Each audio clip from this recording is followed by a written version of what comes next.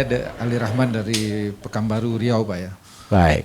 Jadi dari pengalaman saya melihat teman-teman yang pernah berkebun sawit dengan sapi.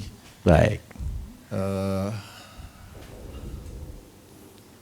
Saya mau cerita sedikit tentang ada perusahaan, mungkin kalau Bapak pernah dengar, Tribakti Sarimas. Iya, oke. Dia punya 17.000 hektar. Siap. Punya sapi sampai 3.000 hektar. 3.000 ekor, betul. Sekarang juga tutup Pak.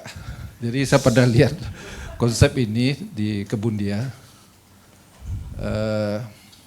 Memang persis seperti yang Bapak sampaikan. Saya cuma ingin kenapa dia gagal Pak ya. Iya. Jadi mudah-mudahan ada yang Nanti salah. saya tunjukkan di mana gagalnya. Ya. Jadi konsepnya itu dulu saya pernah lihat persis seperti yang Bapak ceritakan tadi. Setiap hari Pak dia pindah. Yang ngangon aja 15 orang Pak. Betul. Jadi 15 orang, nanti dia pindah. Sama pakannya juga dari tambahan ya, di samping rumput juga dia pakai solid. Dia punya pabrik Pak, dua PKS dia punya. Baik. Ya. Jadi solid dia sendiri, habis itu dia punya cuper pakai cuper kelepas sawit tadi daun. Iya, pelepah, betul. Di samping dia daunnya Pak, rumput-rumputnya. Betul. Nah saya sekarang kan saya jadi penasaran aja. Saya sempat juga ketemu dengan R&D-nya. Kebetulan dia juga yang mengolah katanya jadi pupuk organik. Nah pertanyaan saya kan lagi jadi pikiran saja kenapa dia gagal gitu Pak. Betul. Ya. Jadi sekarang dia beralih lagi Kak ke pupuk kimia Pak. Itu permasalahan. Sebenarnya kita mau mulai ke sana, dia marah. Itu Bapak cerita tahun berapa ini Pak? 4 tahun? Udah lama Pak. Sudah lama. Udah lama. Bukan tahun 2010-11 ya, bukan ya? Kayak itulah ya, 2010 Oke, udah baik. 10 tahun lebih lah ya. Nah. Kalau perusahaannya kalau Bapak pernah dengar mungkin itu Pak. Iya, oke, Tribakti siap. Sarimas. Ya cuman mau itu Pak, kira-kira itu yang terkait dengan sawit ya. Kalau yang terkait dengan kebun saya pribadi, saya juga telah menjalankan bunyi ya, di kebun buah saya Pak. Baik. Jadi saya sebenarnya baru berapa bulan ini lihat-lihat YouTube Bapak yang pernah saya lakukan. Saya udah coba entok itu bebek sama Pak ya. Sama, betul. Jadi saya pelihara ikan patin. Oke. Habis itu saya pelihara entok. Habis itu entoknya saya kasih makan azola. Habis itu saya kasih dedak, saya kasih enceng gondok. Kotorannya dimakan sama patin. Nah, entoknya berkembang Pak. Memang saya mulai dari sedikit 4 ekor betina satu jantan. Nah, dalam beberapa bulan ini saya lihat memang berkembang Pak. Sekarang pertanyaannya juga ada dari anggota saya, ini entok sebanyak ini mau diapain Pak? Jadi karena di tempat saya itu entok tuh nggak populer Pak.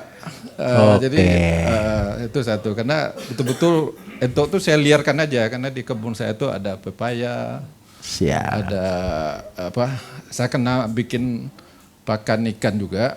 Berarti saya ada bikin pakan ikan itu bahan bakunya pasti ada dedak, pasti ada ikan ya. Tepung ikan ruca. Nah kadang-kadang entok tuh juga main-main ke tempat itu Pak. Ikut makan juga dia. Jadi dia juga ikut makan juga di situ. Jadi ya mungkin pengalaman saya menonton YouTube Bapak. Betul. Ya sehingga berkembang. Nah saya sekarang kalau lagi mikir juga ini ke depannya bagaimana.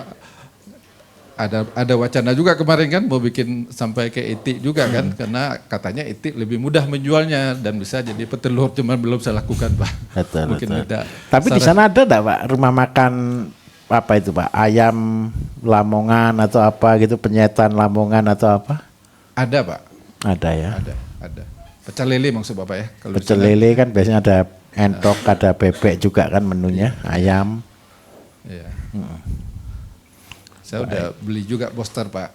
Oh, Udah saya gitu. pakai juga beli melalui call center Bapak ya, booster fit. Habis itu saya juga pakai katalis 5 untuk sawit ini.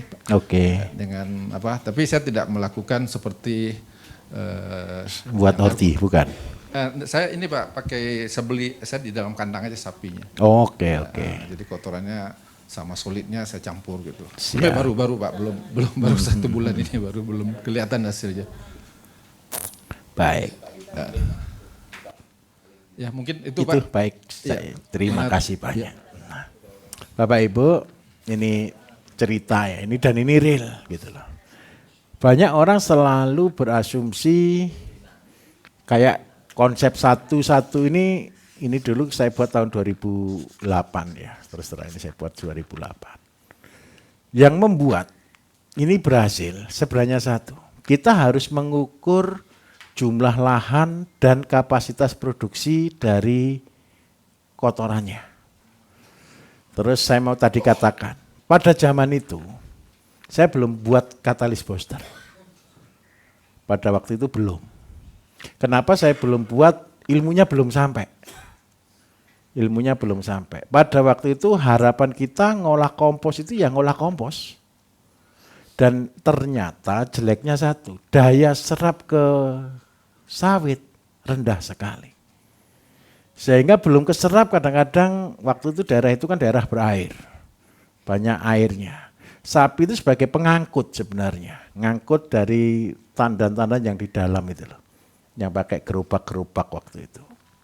Nah, ingat nih ya, ini cerita-cerita raksasa-raksasa yang pada gulung tikar itu gara-gara itu. Nah, akhirnya kandang ini dibuat jadi kompos.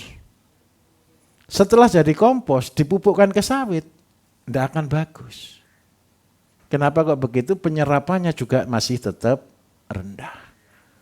Nah, saya muncul katalis booster itu, ilmunya baru muncul itu tahun 2015. Tapi saya sudah tidak di sawit lagi. Saya praktekkan itu pertama kali itu di Kalimantan Barat, di Sanggau. Di Sanggau banyak sawit yang putus asa, waktu itu harga cuma Rp800.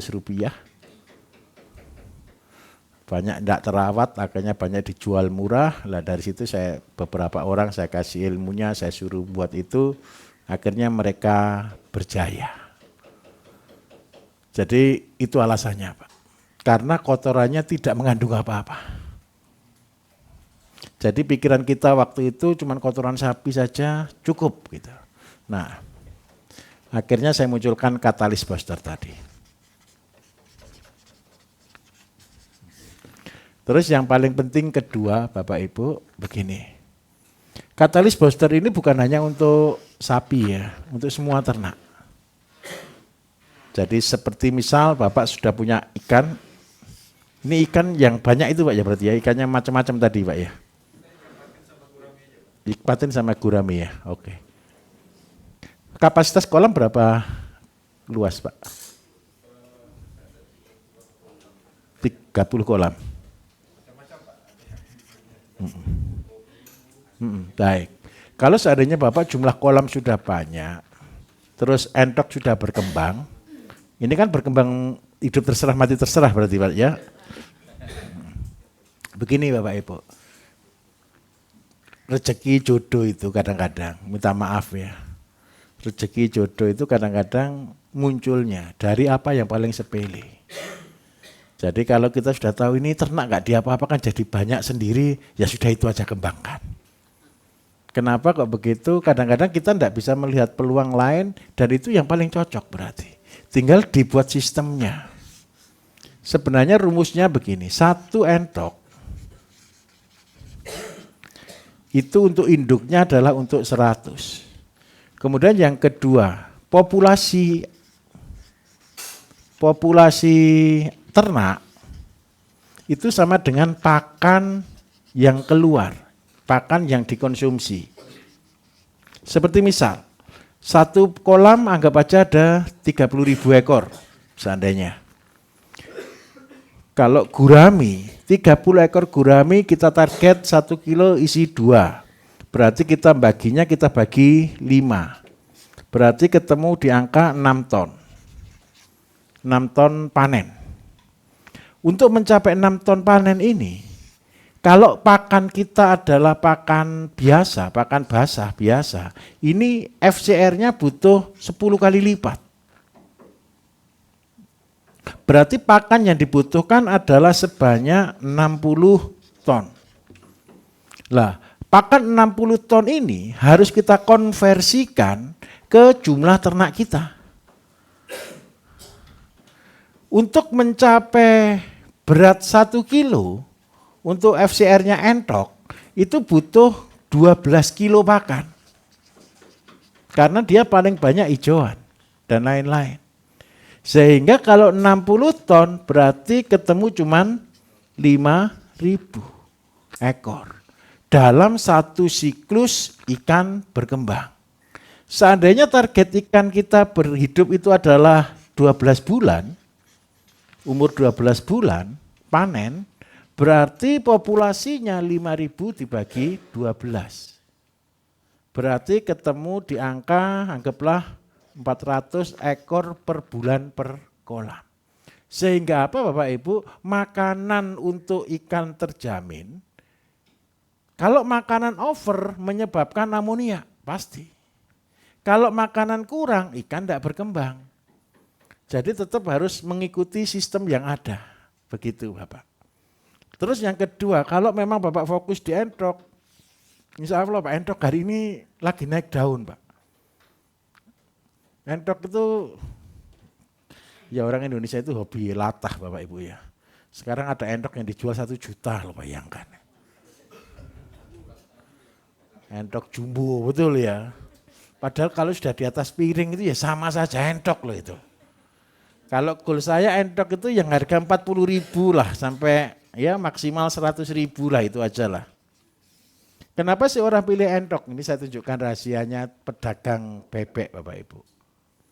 Entok itu kalau dipotong kan beratnya besar nih. Seandainya beratnya sampai 3 kilo, 4 kilo itu kan bisa kalau entok.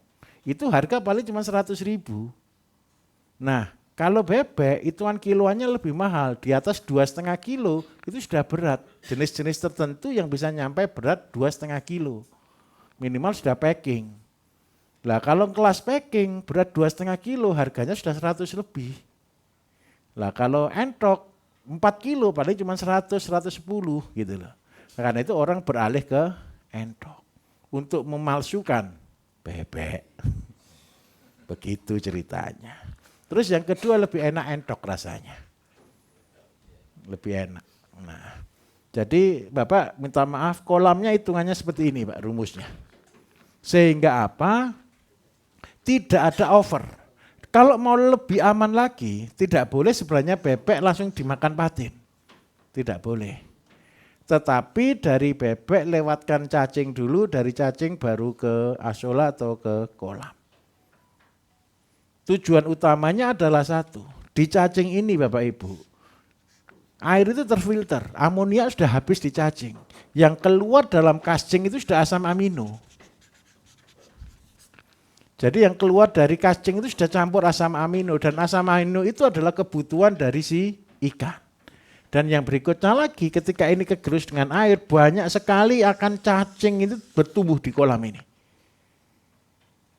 Karena cacing sekali berkembang dia jutaan, Bapak Ibu, akan penuh di kolam. Sehingga apa? Gimana Pak? Cacing sutra Pak. Kalau untuk bebek ini harus cacing sutra.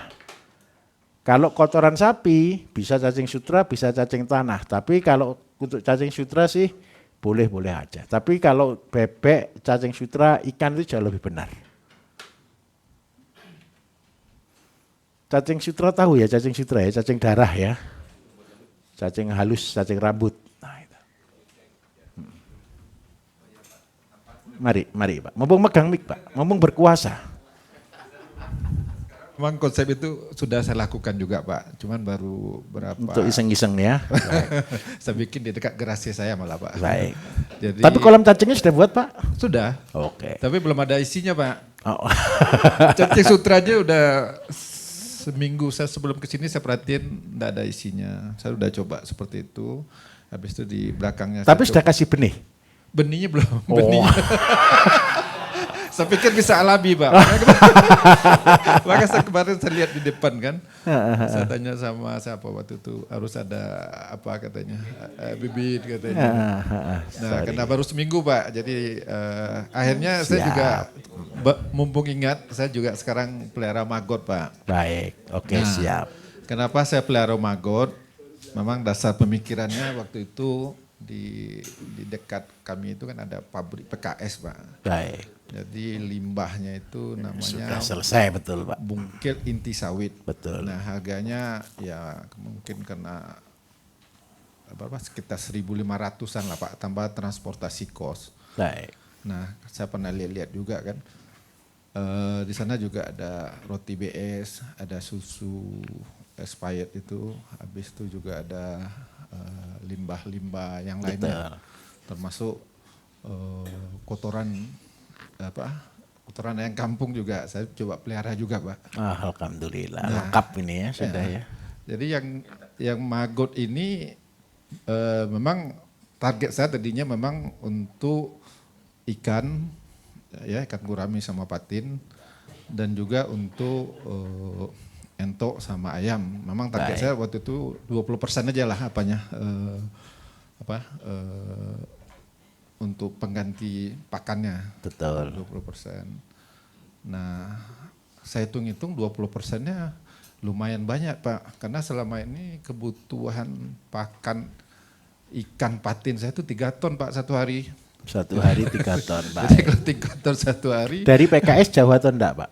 Enggak, Pak, enggak jauh. Baik. Dekat. Kalau transportasi kosnya biasa lah. Ini Bapak mengingatkan saya 10 tahun lalu ini. Enggak apa-apa, mari lanjut, Pak. Lanjut. Jadi ide ini begini, Pak. Di Pekanbaru mungkin Bapak pernah dengar lupa saya namanya. Kapasitasnya besar, Pak, untuk maggot. Nah, ini muncul lagi pertanyaan saya, Pak. Siap. Tutup dia, Pak. Lupa saya itu sudah lama, Pak. Sudah lama. Iya, sudah Pak, lama ya? itu, betul, Ya. Pak. Saya tahunya, Pak, tutup itu setelah saya mulai. Setelah saya mulai, loh perusahaannya sana ada, tapi udah tutup katanya, pindah ke Lampung katanya, Pak. Nah, kan muncul lagi. Saya dapat ide bungkil sawit itu dari orang-orang itu. Katanya orang tuh yang paling efisien katanya bungkil inti sawit. Nah, kalau limbah pasar katanya FCR-nya rendah. Iya. Kalau dari yang lain roti juga Kurang. harga roti juga mahal, Pak, ya, betul. 2.000. Kalau susu bekas saya dapat gratis, Pak. Cuman ya tetap ada biaya transportasi kosnya kan. Baik. Nah, karena dia tutup, saya jadi bingung lagi. Karena gede, Pak, Pekanbaru. Lupa saya namanya. Betul, tapi paham. itu gede sampai ratusan ton katanya betul. produksinya. Nah, karena saya berpikirnya kan hanya untuk produksi sendiri maggotnya, Pak. Nah, tadinya kan hanya untuk substitusi lah. Sekalian juga mungkin iseng-iseng lah, karena selama ada maggot saya, Pak, limbah saya termasuk limbah buah itu akhirnya ya masuk sini, termasuk ikan mati, Pak, maaf, Pak. Ya, ikan betul. mati saya kasih ke sana, Ke ayam maggot, mati ya. ke sana. Ada juga kemarin entok mati juga saya kasih ke sana, Pak. Habis juga nggak ada bau dia. Jadi akhirnya maggot ini jadi Ya, mesin penghancur. pemusnah massal.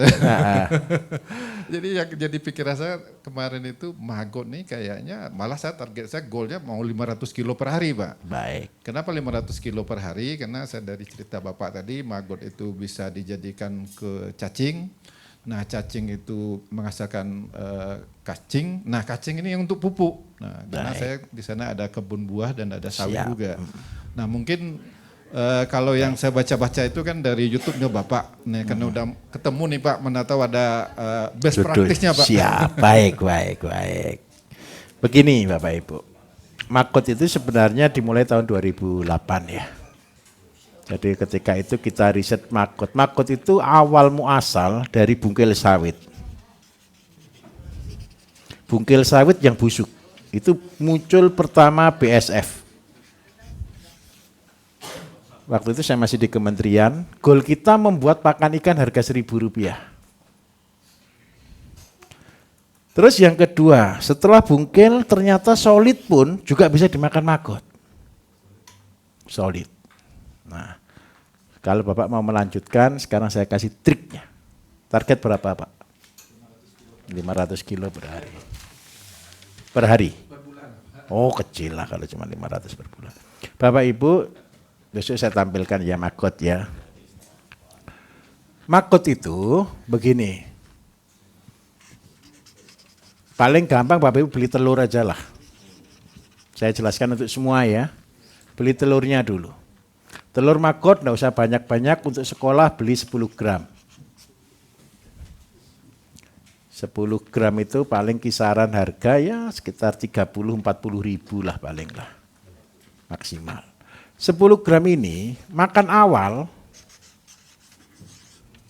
larva, itu paling aman kasih makan nasi LRT ya, ditambah dengan dedak. Sampai dia tumbuh usia kurang lebih 3-4 hari. Terus yang kedua, pembesarannya, ini sudah semua limbah. Semua limbah, yang perlu diingat adalah satu, pakan sama dengan berat magot. Ini rumusnya. Kalau magot kita 5 kilo, pakan kita 5 kilo sehari. Ini rumusnya. Jadi kalau kita punya magot dan tujuannya ternak magot, saya jamin rugi. Saya ulangi ya, saya jamin rugi. Tetapi kalau pelihara magot, tujuannya adalah teori gara-gara, itu beda. Seperti misal, saya punya bebek tadi, betul ya Bapak Ibu ya? Kotorannya tidak saya jadikan cacing, tapi saya jadikan magot. Boleh. Magot itu hanya mengurai apapun dia makan. Asam, pedas, manis, dia tidak peduli rasa. Yang penting apapun dimakan. Itu yang pertama. Yang kedua, magot menghasilkan kasgot.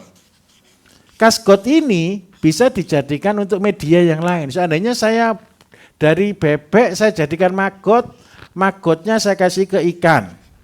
Kasgotnya saya kasih ke cacing, boleh. Jadi double. Tapi sebenarnya ini kan gini loh Bapak Ibu ya. Di dalam teori gara-gara saya, semakin jelimet itu semakin untung. Semakin banyak, semakin panjang jalannya semakin untung gitu loh. Terus yang kedua, seandainya karena Bapak dekat dengan solid sama bungkil, nah perbandingan bisa 50-50 Pak ya. Kalau bungkil aja kemahalan Pak. Kalau saya bungkil Pak, lebih baik saya bungkilnya saya kasihkan bebek Pak. Bungkil memang saya pakai untuk makan ikan. Ya. 20%, campuran untuk bebek juga. Oke. Kalau bungkil dikasihkan ke magot saya tidak ikhlas Pak. Kemahalan. Lebih baik bungkil dikasihkan bebek, bebek dicampur dengan solid, solid untuk makan magot. Ini baru ikhlas saya. Karena apa? Harga solid kan tidak ada harganya Pak, paling ongkos saja 500 sampai 600 lah paling. Tidak masalah kalau untuk magot. Tapi jangan dikasihkan ke bebek loh ya, solid ya. Solid bukan untuk makan bebek. Solid bukan untuk makan ikan. Solid itu bisa untuk makan sapi, bisa untuk makan magot. Tapi untuk yang lain tidak bisa, tidak tahan. Tidak masalah. Kalau magot Pak, jangankan baunya begitu. Sebentar saya tunjukkan dulu ya. Bapak Ibu jangan punya pikiran magot itu hanya dipelihara di tempat kering loh ya. Di tempat basah, di tempat normal aja. Magot itu juga bisa dibudidayakan di dalam air pun dia hidup. Seandainya saya kasih contoh yang paling gampang. Bapak Ibu kan mulai dari LRT nih. Betul ya? LRT dicampur dengan leri. Betul ya? Jadinya apa? Bubur, betul ya? Bubur inilah yang Bapak Ibu ngasih makan maggot, maggotnya super cepat. Caranya gimana? Ini tray, kasih maggot. Setiap hari satu gayung masukkan di sini. Dia bahagia sekali ini. Daripada kotoran ayam murni, tapi dicampur dengan air leri, jauh lebih senang. Bau enggak kira-kira? Ngeri baunya. Tapi maggotnya protein tinggi. Bisa 40% ini. Kenapa bisa muncul 40%? Karena N tinggi. Terus yang kedua, maggot itu jangan terlalu dimanja Bapak Ibu. Banyak orang gara-gara belajar maggot dikasih susu. Wadah. Saya yang dulu meneliti ini aja, maggot itu kita hidupkan dalam air Bapak Ibu. Saya punya produk yang sudah saya buat dulu. Saya buatnya dari maggot murni 100% yang kita sebut dengan nama king bakteri. Ini 1 hektar cuma butuh 15 mili. Jangan ditanya. Saya ceritani aja cara buatnya. Cara buatnya begini. Tadi kan sudah buat katalis. Bahannya berapa macam? 90. Betul kan? 90 itu masukkan gentong tapi tidak boleh plastik. Bapak bisa buat juga. Buat obatnya semua ternak. Buat gentong begini. Ini Bapak Ibu tak ajarin buat obat paling sakti. Terus yang kedua atasnya ini harus ditutup dengan jaring. Insect net. Udara keluar masuk enggak? Di dalamnya ini kan bahannya segini. Kasih di sini telur maggot. Tunggu sampai semua ini akan habis. Jadi di sini wang maggot semua ini isinya nanti. Hidup mati, hidup mati, hidup mati, hidup mati, hidup mati, hidup mati, hidup mati sampai akhirnya terakhir itu tinggal kepompongnya maggot semua. Di dasarnya. Setelah jadi semua digiling jadi satu, dihaluskan, ini yang disebut dengan king bakteri. Kalau untuk coba-coba kan boleh toh? Silahkan dibuat. Semuanya. Maggot termahal di dunia berasal dari sayur. Sayur itu yang bisa harga 120.000 per kilo. Kalau makanannya sayur bener. Tahu enggak Bapak Ibu makanannya atlet yang kalau sudah kelas atas? Maggot. Biskuitnya dari maggot. Enggak perlu Pak, beranak sendiri. Beranak pinah sendiri. Kita dulu nemukan maggot itu begini loh Bapak Ibu, enggak sengaja. Ini ada lalat BSF, lalatnya besar tapi jinak. Dan di mana ada lalat BSF, lalat biasa enggak muncul. Karena lalat-lalat biasa ketemu telurnya maggot habis.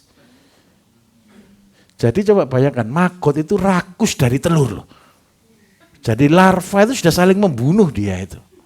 Makanya enggak boleh telat ngasih makan. Nah, terus ingat baik-baik. Orang seringkali terjebak maggot itu proteinnya 40%. Bukan di situ, tergantung apa yang dia makan. Nah, sekarang saya hitungkan. Ini kalau kelas rumah tangga. Model seperti ini akan jadi super fit. Dan ini kalau dijadikan obat, super herbal. Karena sudah sampai king bakteri. Nah, sekarang kita target ke sini, kita kembali lagi ke atas. Sekarang kita punya target per bulan hanya 500 kilo. Berarti pakan yang harus kita siapkan berapa ton? Pakannya berarti 500 kilo dikalikan dengan 14 hari. Ketemu berapa berarti?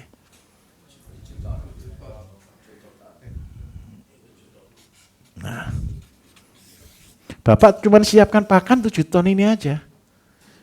Berapa telur yang harus kita pelihara supaya bisa menghasilkan telur?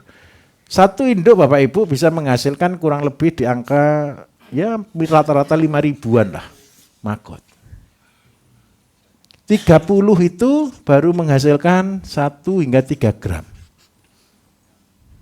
Kemudian 10 gram itu bisa menghasilkan 5 kilo sampai rata-rata 10 kilo. Berarti kalau saya butuh 500 kilo, saya butuh berapa telur?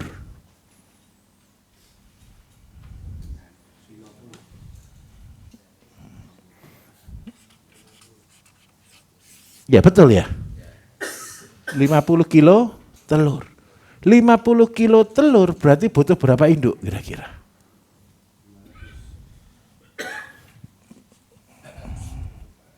...50 kilo itu ini bayangkan 30 hanya 1 gram sampai 3 gram. Berarti kalau 50 butuh berapa Bapak Ibu? 150.000. 15.000. 50 kali 30 sama dengan 1. Ini kan 50 kan berarti 5.000. 500 50 kali 1.000 Pak, 50.000 gram Pak ya. 50.000 gram kali 30 berarti 150.000, betul. 150.000 induk. Berarti Bapak harus menyiapkan paling enggak itu 10 jaring Pak. 10 jaring untuk tempat bertelur. 2 kali 2 itu yang sudah beli yang harga 100.000 itu aja Pak. Iya, 2 kali 3 atau 2 kali 2,5 lah itu ya. Itu berarti butuh 10 Pak. 10 itu sudah sistem sudah.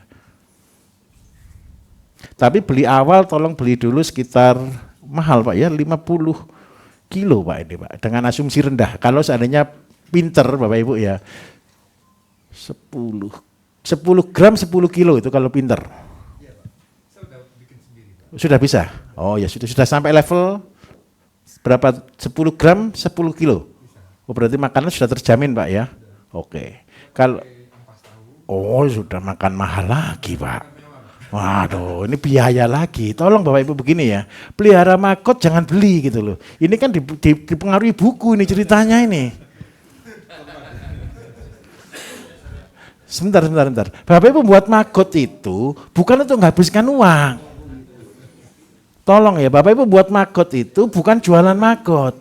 Bapak Ibu buat makot itu untuk mengolah sampah. Kalau sudah sampai lulus 10 gram sama dengan 10 kilo, ini sudah tersempurna. 1 gram 1 kilo itu paling sempurna sudah. Tetapi kalau tidak sempurnanya ya ini tadi. Kalau sudah 10 gram 10 kilo, kalau target kita cuma 500 kan berarti cuma butuh 500 gram. Nah, anggaplah 5 kilo lah Pak kalau boleh Pak. Sudah 5 kilo pakannya jelek tidak masalah. Yang penting ini tidak boleh dilepas Bapak Ibu. Berarti kita harus menyiapkan pakan 7 ton untuk 14 hari. Jadi dari larva ke pembesaran itu kan butuh waktu 14 sampai 18 hari. Nah itu yang kita pilih. Terus yang kedua, cara milih yang terbagus untuk calon induk. Begini, ini tempat pembesaran larva. Taruh di sini Pak, kurungan yang dari bambu anyaman. Tempelkan di situ, siapa yang paling ngumpul di situ nanti diangkat, sudah itu yang terbaik. Selama ini kan dibuat jebakan pinggir. Kalau dibuat jebakan pinggir kan semua yang dewasa kan dia pasti ke pinggir. Tetapi kalau mau cari yang bagus, ini taruh di sini begini, ini nempel sedikit aja. Hanya makot-makot yang berkualitas super yang akan naik ke sini. Paham maksud saya? Ngerti tidak Bapak Ibu ya? Makot itu selalu cari tempat yang gelap untuk merambat. Kalau lebih ekstrim lagi, tahu keset enggak? Keset yang kain, yang ada lubang-lubangnya gantung di sini, 2 gini. Lah makot yang naik ke sini itu yang diambil untuk supernya. Hanya makot yang kuat naik yang kuat untuk indukan. Lah supaya apa? Ciptakan makot-makot yang tahan. Kenapa saya bisa buktikan ini Bapak Ibu? Dulu saya ketika buat namanya king bakteri, itu saya sampai ketemu dengan rajanya makot. Itu ceritanya begitu. Nah sebenarnya Bapak Ibu minta maaf ya, ngolah sampah dari sini saja. Coba ya, dari makot, makannya kotoran bebek, Kasgotnya untuk cacing, cacingnya untuk ikan, ini aja sudah muter ndak habis-habis. Dan minta maaf, ndak ada modalnya. Sampah. Ya lebih baik LRT-nya titipkan ayam dulu, kotoran ayam yang ke maggot, Pak. Gini, semakin panjang rantainya, semakin lebih besar penghasilan. Jadi kalau bahasanya itu jelimet, itu sebanding dengan penghasilan.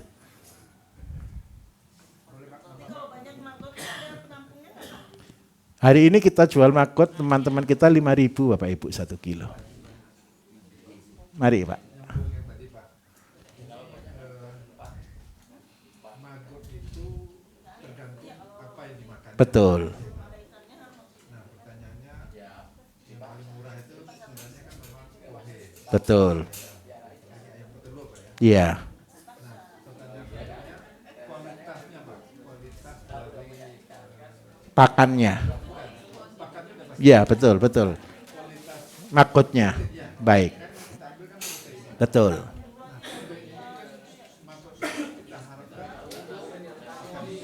Baik. Sebentar Bapak Ibu. Iya, mari Pak. Iya, Pak. Betul, paham. Saya kenapa tadi berpikiran kenapa Ampas tahu. ampas tahu, kenapa kita berpikir bukit sawit. Ayo, saya hitungkan begini Pak. Ini maggot untuk pakan apa? Bapak Ibu tolong perhatikan ini. Maggot untuk pakan apa Pak? Kita ikan Baik. sama untuk gas yang dulu Pak. Untuk ikan butuh protein di atas 20%. Untuk unggas protein 15% ke atas. Nah, ini harus kita lainkan dulu. Kita tidak bisa pukul rata unggas dikasih protein tinggi, apa yang terjadi? Lumpuh. Bapak Ibu ngasih maggot ke bebek dengan protein lebih dari 20%, lumpuh pasti. Bukan tambah sehat, tambah lumpuh. Ayam lumpuh, bebek lumpuh. Tapi kalau ikan diberi protein rendah, nggak besar-besar. Nah, karena itu ketika membuat maggot, kita harus tahu makanannya ini apa. Kita harus hitung dulu dari makanan. Seperti misal, sekarang saya tunjukkan, saya pakai cross check, saya pelihara bebek. Oke ya, bebek kan Bapak Ibu ya. Saya kasih makan apa biasanya kalau saya jelaskan? Singkong dan asola. Kalau kita real hitung, singkong itu cuma 4%, asola itu 30%. Kalau kita ketemu berapa ini? 17 ya? 17% kan? Ini kondisi protein kasar. Kalau untuk ikan cukup atau enggak sebenarnya? Enggak cukup. Supaya ini cukup, apa yang saya lakukan? Coba Bapak Ibu tahu enggak setelah entok, setelah bebek apa di bawahnya? Cacing sutra kan? Cacing sutra tahu enggak proteinnya? 40% sampai 60%. Pertanyaannya satu, kenapa cacing sutra bisa mengubah 17% ke 40%? Paham maksud saya? Ini karena banyak orang pintar di sini, Bapak Ibu, ilmu saya keluar. Loh serius, kalau tidak ada yang tanya, tidak akan keluar. Orang kan seringkali mikir, kenapa sih kemari habis bebek kok langsung cacing kan gitu kan. Kalau orang tidak tahu kan cuma ditelan mentah-mentah itu. Nah, ini gara-gara ada yang iseng saya tanya. Kenapa cacing sutra bisa ngubah protein 17% bisa ke 40%? Itulah kelebihannya cacing sutra. Karena itu saya tidak gunakan cacing tanah. Karena lebih banyak casingnya. Sama-sama makanan sama dengan berat hidup. Maggot juga sama makanan sama dengan berat hidup. Cacing tanah makanan sama dengan berat hidup. Ini kan hewan serakah semua ini. Maggot, cacing tanah, cacing sutra itu hewan serakah semua.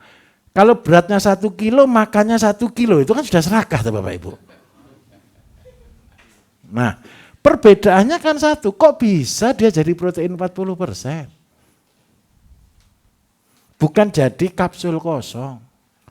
Karena struktur dagingnya dia, selnya dia adalah sel kehidupan.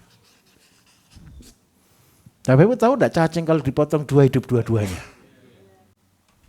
Pernah tahu enggak? Cacing Bapak Ibu potong harusnya mati atau enggak? Harusnya mati. Tapi cacing dipotong ceklik, hidup dua-duanya. Artinya apa? Seluruh tubuhnya adalah sel kehidupan. Jadi media cacing ini adalah, cacingnya sebenarnya parasit toh Bapak Ibu. Makan sampah kan, pengurai sampah kan. Karena itu seandainya cacing tidak ada di bumi, kiamat bumi ini. Tidak ada yang ngurai sampah. Makanya ada cacing ini bisa ngurai ini. Karena itu saya pilih cacing sutra. Terus yang kedua, seandainya cacing sutra ini di kolam atas nih. Terus ini kolamnya ikan di sini. Begitu ini sudah sirkulasi jalan, ada cacing berkembang di sini, telurnya itu memenuhi seluruh kolam. Besok-besok Pak, saya minta maaf, enggak usah beli benih lagi. Begitu ini dipaneni terus tidak akan pernah habis. Karena apa? Sudah tersistem.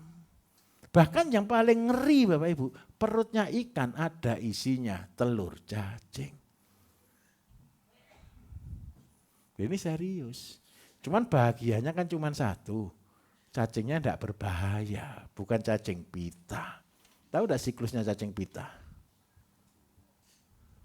Yang ada di babi itu. Coba bayangkan. Ada cacing pita di tanah, dimakan oleh babi, masuk ke dagingnya babi, bisa masuk ke tubuhnya orang. Sakti enggak telurnya cacing? Sakti. Dan dia dibuang lagi, muncul dan dia tidak pernah berhenti. Itulah hebatnya cacing. Tahu cacingnya ayam? Yang warnanya putih, kaku, keras, coba dipotong jadi 10, hidup.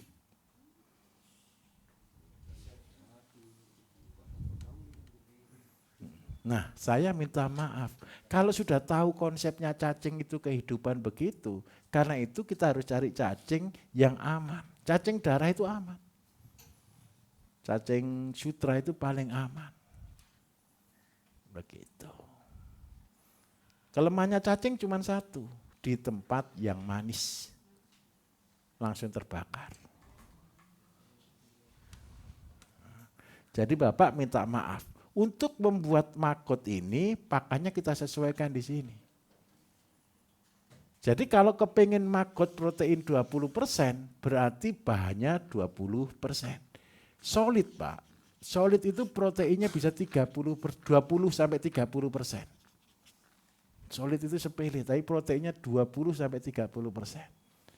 Saya dulu membuat maggot pertama kali Bapak Ibu, makanannya adalah solid. Ini. Kita tahun 2010 itu kepengen buat pakan ikan itu harga Rp1.000 1 kilo.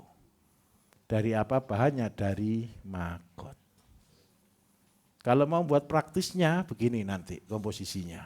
Kalau sudah ada maggot ini ditambah tapioka, ini 70, ini 30 atau 50 banding 50. Tapi kalau 50 banding 50 ini harus tepung jagung. Begitu.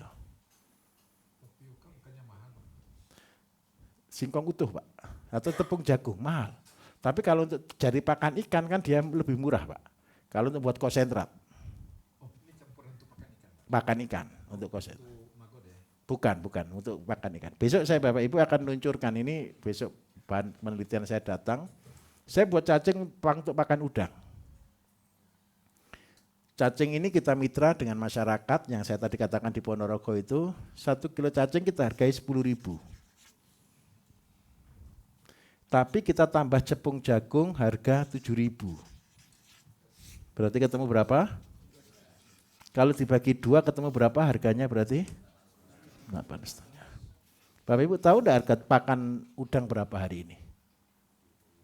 Ini proteinnya 40%, ini 14%. Berarti 54 dibagi 2, 27%. Berapa harga pakan ikan harga 27% protein? Di atas 15 malah, sampai di 15.000. Mahal mana? 8,5 sama 15.000? Separuh. Nah, Bapak Ibu nanti kalau sudah pintar, buat maggot, buat cacing, buat semuanya, goalnya adalah ke pakan yang mahal. Kenapa pakan ini mahal? Saya tunjukkan lagi. FCR-nya, udang itu 1,1 maksimal. Hari ini udang terjelek dengan size 200 sampai 230, itu harganya 40.000 1 kilo. Untuk bibitnya 200 ekor ini paling jatuhnya di Rp2.000. Pakannya 15.000. Berarti HPP-nya berapa Bapak Ibu? 17.000. Tinggal biaya perawatan dan lain-lain. Ke 40.000 untung berapa? 23. 23 inilah keuntungan kotor. Waktunya berapa lama? Cuman 1 bulan. Dulu pelihara udang lama, sekarang dengan protein tinggi cuma 1 bulan. Jadi kalau bisnis malah menggiurkan, hari ini di udang. Kendala terbesar apa? Antibiotik. Ketika antibiotik Indonesia muncul, Amerika sekarang mengeluarkan lebih kencang lagi standarnya. Masuk ke sana. Tidak boleh ada logam sama sekali. Lah padahal perairan Indonesia sudah kawasan hitam. Hanya daerah luar pulau sana, Lampung aja sudah hitam. Banyuwangi, Jawa ini hitam semua. Indonesia Timur yang baru aman, Sulawesi aman. Nah, untuk membuat pakan kalau kita bisa dengan harga 8.500, maka ya petani akan sorak-sorak bergembira. Nah, itu adalah teori-teori dasar Bapak Ibu yang Bapak Ibu bisa kembangkan sendiri. Mudah atau susah kalau begitu ceritanya? Dicampur saja. Bentar. Untuk apa dulu? Tidak bisa, maggot kurang, cacing. Maggot tidak disenangi udang. Cacing. Kenapa kok cacing? Ini saya jelaskan Bapak Ibu. Seandainya Bapak Ibu dari LRT diolah jadi pakan ayam, betul ya? Dari ayam kotorannya masukkan ke maggot gitu ya. Dari maggot keluar kasgot. Kasgot dipakai untuk pelihara cacing. Nah, cacing untuk pakan ikan. Nah, ini sudah selesai.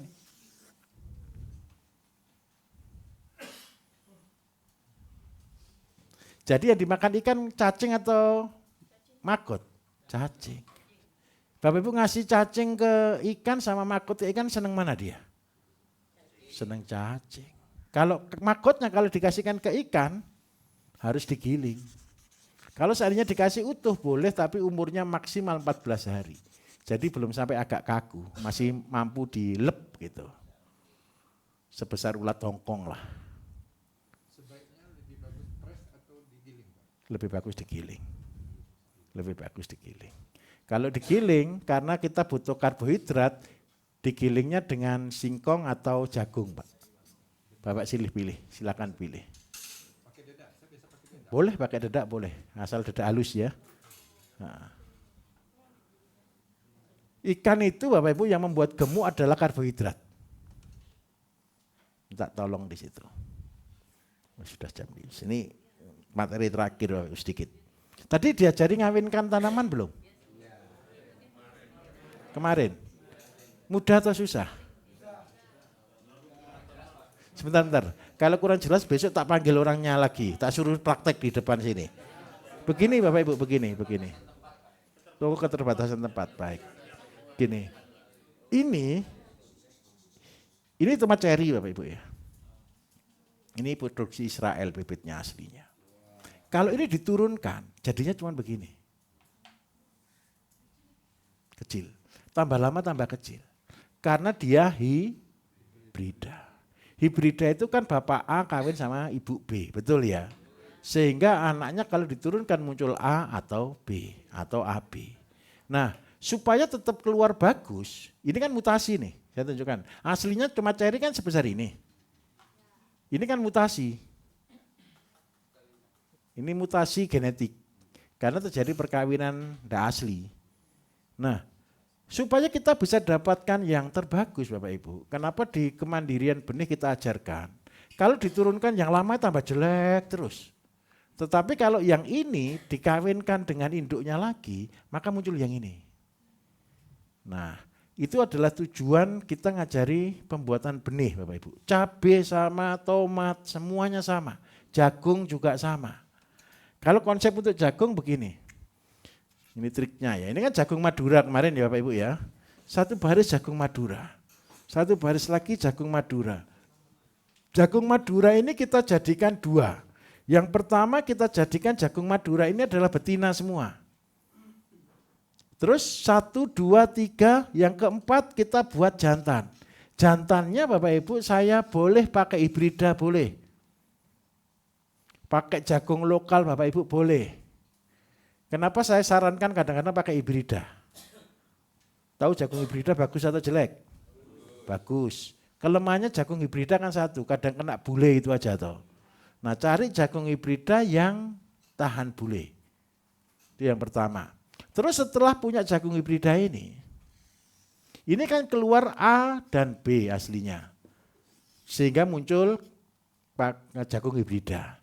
Nah ini kita kawinkan dengan jagung Madura. Seandainya ini M. M kawin dengan AB. Betul ya, hibrida kan kombinasi, betul ya. Maka munculnya adalah MA, MB, A, B, dan M. Betul kan?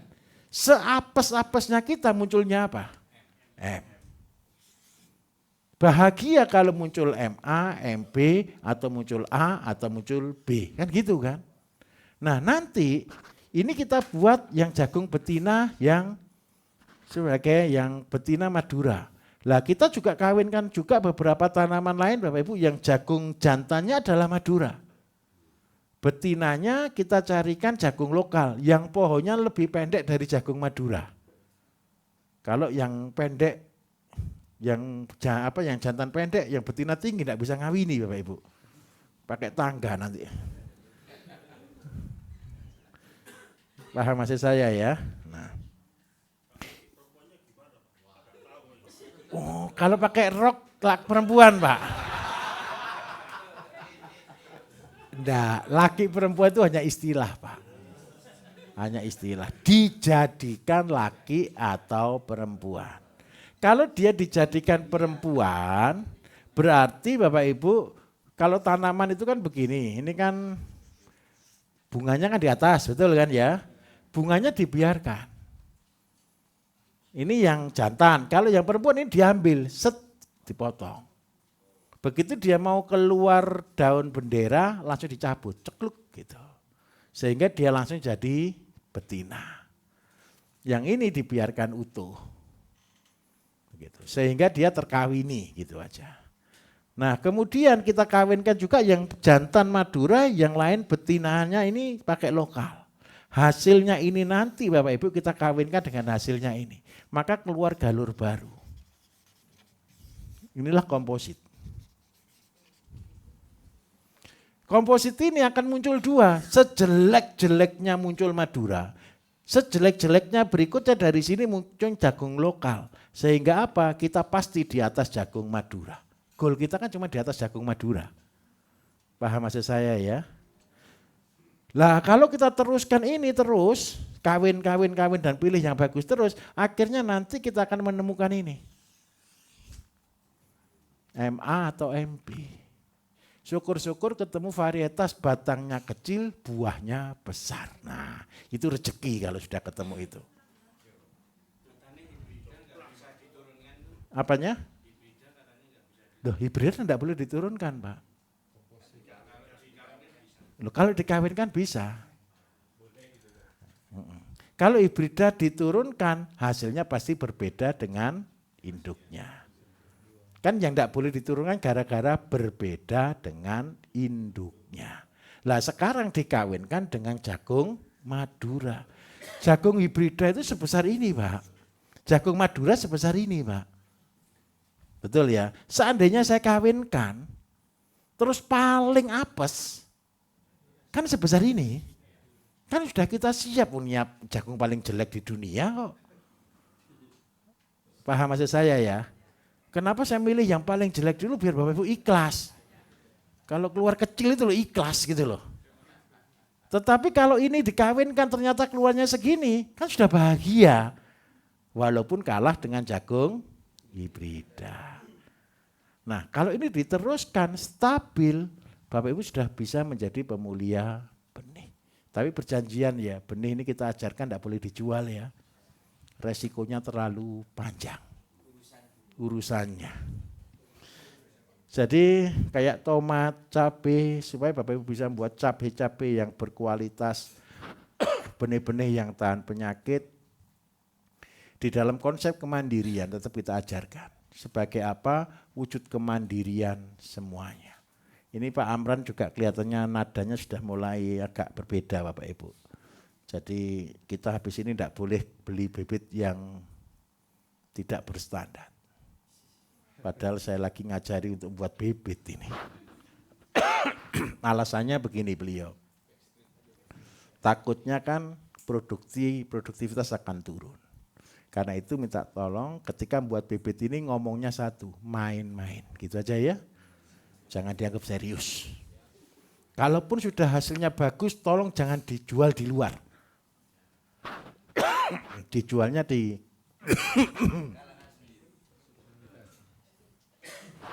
ngerasa nih Pak Amran saya. Kita jualnya di kalangan kita sendiri saja. Tapi jangan akad jual beli ya. Akadnya itu bukan hibah apa ya. Wis apalah terserah lah. Pokoknya enggak boleh akad jual beli titik gitu aja ya. Oke, Bapak Ibu besok akan belajar herbal seharian dan besok kita tidak diskusi pertanian ya, besok kita diskusi khusus untuk penyakit. Besok Bapak Ibu saya ajari sehari belajar jadi dukun. Tujuannya nanti di sini sama yang terapi di kafe ya. Tujuannya begini, Bapak Ibu nanti tidak akan bisa menjual, serius tidak semudah cerita saya menjual barang itu. Tetapi kalau Bapak Ibu bisa herbal, bisa terapi, bisa ngolah, bisa menjadikan itu sebagai bahan jamu, bahan obat, insya Allah itu akan membantu Bapak Ibu di dalam penjualan. Dan yang kedua, testimoni tergampang adalah ngobati orang sakit. Nah ini di sini banyak yang sakit enggak? Banyak ya, alhamdulillah. Besok jangan takut ya jadi penterapi. Semua akan diajari untuk belajar terapi, belajar ngeracik jamu dan memilah beberapa bahan. Karena cuma 1 hari ya minta maaf biasanya molor Bapak Ibu ya. Kalau tadi kan istirahatnya bisa sampai jam 4 selesai. Kalau besok biasanya molor sampai ya kadang-kadang sampai maghrib kadang-kadang. Sampai semua selesai. Jadi tolong istirahatnya diatur bagaimana supaya besok tetap fit begitu. Oke, terima kasih banyak malam hari ini. Saya akhiri wassalamualaikum warahmatullahi wabarakatuh.